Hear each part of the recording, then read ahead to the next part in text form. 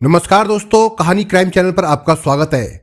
दोस्तों, आज की जो क्राइम की कहानी है वो है आमला, मध्य प्रदेश से। तो चलिए दोस्तों, इस कहानी को हम लोग शुरू करते हैं। सतपुड़ा की पहाड़ियों से घिरे मध्य प्रदेश के आमला को मध्य प्रदेश का शिमला भी कहा जाता है।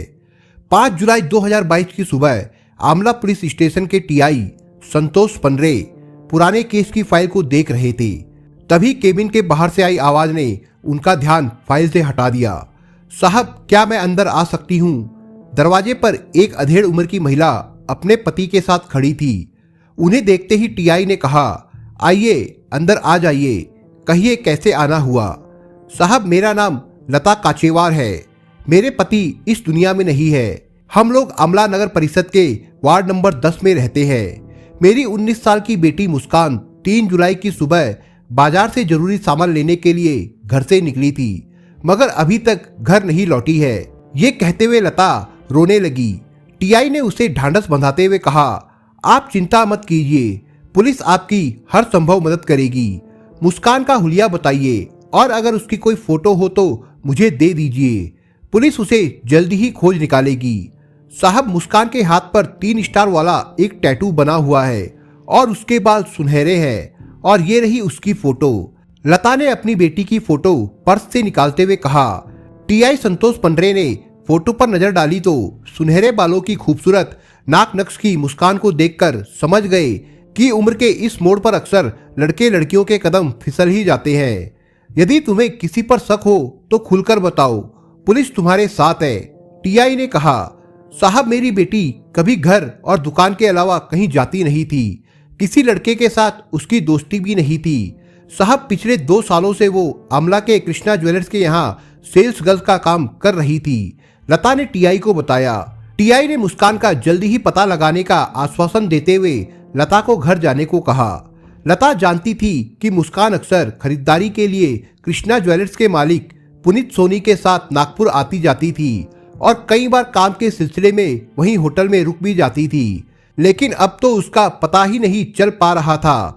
दूसरे दिन सुबह तक मुस्कान ना तो घर लौटी और ना ही उससे फोन पर संपर्क हो पाया। तो लता ने कृष्णा ज्वेलर्स के मालिक पुनीत सोनी को फोन लगाकर बेटी के संबंध में जानकारी ली। पुनीत ने लता को बताया कि मुस्कान तो कल दुकान पर आई ही नहीं थी। इतना ही नहीं, पुनीत ने यह भी बताया कि वो 2-3 दिन छुट्टी पर जाने की बात भी कह रही थी। पुनीत की बातें सुनकर लता के पैरों तले से जमीन खिसक गई। उसे समझ नहीं आ रहा था कि आखिर मुस्कान कहां चली गई। उधर पुलिस ने मुस्कान की गुमशुदगी दर्ज करने के बाद उसका पता लगाने के लिए सोशल मीडिया पर उसकी सूचना प्रसारित कर दी। इसके अलावा विभिन्न थानों में भी उसकी फोटो भेज दी, मगर मुस्कान के बारे में कोई भी सुराग पुलिस के हाथ नहीं लगा। आमला शहर की सीमा महाराष्ट्र और छत्तीसगढ़ से भी लगी हुई है। ऐसे में आपराधिक घटनाओं की सूचनाओं के आदान प्रदान के लिए पुलिस विभाग का अंतर्राज्यीय व्हाट्सएप ग्रुप बना हुआ है।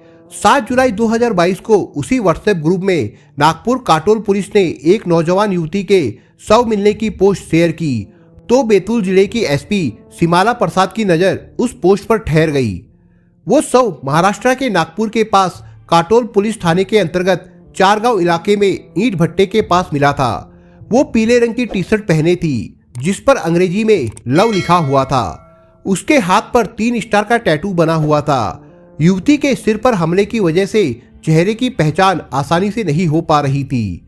एसपी ने यह पोस्ट आमला पुलिस के सोशल मीडिया अकाउंट पर शेयर की तो आमला पुलिस थाने के टीआई संतोष पंडरे ने फोटो को गौर से देखा।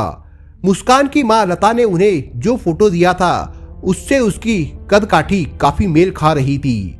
टीआई ने मुस्कान की मां लता को थाने बुलाकर वो फोटो दिखाई तो उसके होश उड़ गए। पीली टी शर्ट और हाथ पर बने टैटू को देखकर वो जोर से चीखी, मेरी बेटी कहाँ है और उसका ये हाल किसने कर दिया? इसके बाद पुलिस लता को लेकर नागपुर के काटोल पहुंच गई। काटोल पुलिस थाने के टीआई महादेव आचरेकर ने लता को युवती के शव के कपड़े, अंगूठी और मोबाइल फोन दिखाया तो उसने बताया कि ये सब उसकी बेटी मुस्कान का है। महाराष्ट्र के किसी भी थाने में इस तरह के हुलिये वाली किसी लड़की की गुमशुदगी दर्ज नहीं थी। इस वजह से पुलिस ने अंदाजा लगाया कि युवती शायद पड़ोसी राज्य में से किसी शहर की रहने वाली हो। इस पर नागपुर क्राइम ब्रांच ने मध्य प्रदेश, छत्तीसगढ़ आदि राज्यों की पुलिस से संपर्क किया और फोटो सोशल मीडिया पर शेयर कर दी थी। पोस्टमार्टम के बाद शव की शिनाख्त न होने से काटोल पुलिस ने शव को दफना दिया था। नागपुर पुलिस के काटोल थाने में मुस्कान की हत्या का मामला कायम कर लता से पूछताछ की और मुस्कान के मोबाइल में मिले फोटो के आधार पर यह बात सामने आई कि मुस्कान का प्रेम प्रसंग कृष्णा ज्वेलर्स के मालिक पुनीत सोनी से चल रहा था। लिहाजा काटोल पुलिस केस की जांच के लिए आमला आ गई। पुलिस ने पुनीत सोनी से मुस्कान की हत्या के संबंध में पूछताछ की तो पहले तो वो पूरे घटनाक्रम से अनजान बना रहा। पुलिस ने जब उसके मोबाइल की कॉल डिटेल्स रिपोर्ट सामने रखी तो वो बगले झांकने लगा। पुलिस ने उसके शोरूम पर काम करने वाले 17 साल के किशोर अन्नू से पूछताछ की तो वो डर गया और उसने पल भर में ही पूरे रहस्य से पर्दा हटा दिया। पुलिस टीम ने पुनीत से सख्ती से पूछताछ की तो मुस्कान की हत्या की सारी कहानी सामने आ गई। आमला के सरदार वल्लभ भाई पटेल वार्ड में रहने वाली मुस्कान महत्वाकांक्षी थी, मगर परिवार की माली हालत के चलते उसे हायर सेकेंडरी परीक्षा पास करते ही सेल्स गर्ल की नौकरी करनी पड़ी। कोरोना काल में मुस्कान के पिता की मौत हो जाने के बाद परिवार की माली हालत खराब हो गई थी।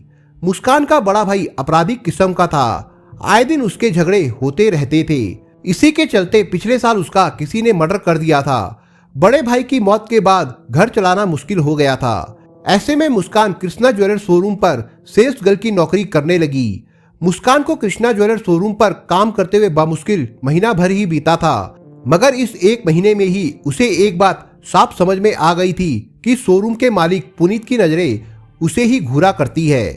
28 साल का पुनीत सोनी अपने पिता सुनील सोनी की इकलौती संतान होने के साथ हैंडसम भी था। मध्य प्रदेश के बैतूल जिले में आमला नगर परिषद की गणेश कॉलोनी में रहने वाले पुनीत का ज्वेलरी का कारोबार आसपास के इलाके में खूब चलता है। 19 साल की खूबसूरत मुस्कान जब पुनीत के पास काम मांगने आई तो वो पहली ही नजर में पुनीत के दिल में उतर गई। वैसे तो पुनीत शादीशुदा होने के साथ एक बेटे का बाप भी था, लेकिन खूबसूरत लड़की को अपने सामने पाकर उसकी चाहत इस कदर बढ़ चुकी थी कि वो अपने आप को रोक नहीं पाया। एक दिन शोरूम पर जब ग्राहक नहीं थे तो पुनीत ने अपने दिल का हाल मुस्कान से कह ही दिया, मुस्कान तुम बहुत खूबसूरत हो, तुम्हें देखता हूँ तो मैं अपने दिल को काबू में नहीं रख पाता हूँ। कम उम्र में घर परिवार के खर्चे की जिम्मेदारी संभालने वाली मुस्कान भी उसके प्यार के इजहार को नकार न सकी। ज्वेलरी शोरूम पर ही उनका प्यार परवान चढ़ने लगा। पुनीत मुस्कान की हर ख्वाहिश और जरूरतों का ख्याल रखने लगा। पुनीत मुस्कान को अपने प्यार के जाल में फंसा चुका था। वो आए दिन मुस्कान को तरह तरह के गिफ्ट की पेशकश करता था। दुकान में 17 साल का एक लड़का अन्नू भी काम करता था। पुनीत और मुस्कान के बीच मीडिएटर का काम अन्नू करता था। पुनीत मुस्कान के साथ संबंध बनाने को उतावला हो रहा था, मगर मुस्कान अपने माता पिता के डर से इसके लिए राजी नहीं थी। पिछले साल दीपावली के पहले की बात है।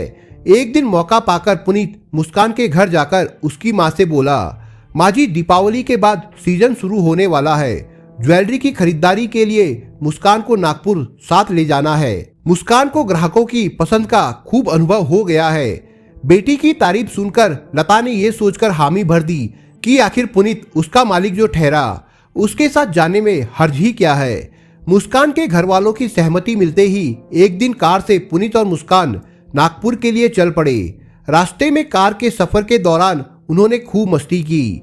नागपुर पहुंचकर दिन भर ज्वेलरी की खरीदारी की और पुनीत ने मुस्कान को नए स्टाइलिश कपड़े दिलाए तो उसकी खुशी दुगनी हो गई। मुस्कान अपने आप पर फक्र कर रही थी कि पुनीत उसका कितना ख्याल रखता है। शाम को एक होटल में कमरा लेकर दोनों ठहर गए। कमरे में पहुंचते ही पुनीत के सब्र का बांध टूट चुका था और उन दोनों के बीच में संबंध बन गए। पुनीत ज्वेलरी की खरीदारी का बहाना बनाकर मुस्कान को अक्सर ही नागपुर और दूसरे शहरों में ले जाने लगा। मुस्कान भी ये बात समझ चुकी थी कि शादीशुदा जिंदगी जीने वाला उसका प्रेमी पुनीत केवल उसके जिस्म से ही खेल रहा था। लिहाजा वो भी पुनीत से अपनी हर जायज नाजायज मांग रखने लगी थी। धीरे धीरे वो पुनीत को ब्लैकमेल भी करने लगी। पुनीत यदि मुस्कान की मांग पूरी करने में आनाकानी करता तो वो उसे बदनाम करने की धमकी देने लगी। देखते ही देखते मुस्कान की लाइफस्टाइल काफी मॉडर्न हो चुकी थी। महंगे कपड़े और मोबाइल का शौक उसके सिर चढ़कर बोल रहा था। बदनामी के डर से मुस्कान की हर डिमांड पूरी करना पुनीत की मजबूरी बन चुकी थी। जून महीने के अंतिम सप्ताह की बात है। रात के करीब 9 बजे जब मुस्कान अपने घर जाने लगी तो उसने पुनीत से कहा, मेरा मोबाइल बार बार हैंग हो जाता है, मुझे एक आईफोन दिला दो। चलो देखते हैं, अभी तो घर निकलो, बाद में बात करते हैं। पुनीत ने उस समय तो बात टालने के मकसद से ये कहकर बात खत्म कर दी थी। धीरे धीरे पुनीत को ये बात समझ आ गई थी कि दुकान की आमदनी का बहुत बड़ा हिस्सा वो मुस्कान पर खर्च कर रहा है। पुनीत ये सोचकर हैरान था कि इसी तरह चलता रहा तो किसी दिन उसका ज्वेलरी का कारोबार ठप हो जाएगा। प्रेमिका की आए दिन बढ़ने वाली डिमांड उसकी परेशानी का सबब बन चुकी थी। इस बार 60-70 हजार के आईफोन की डिमांड से पुनीत मन ही मन तिलमिला गया था।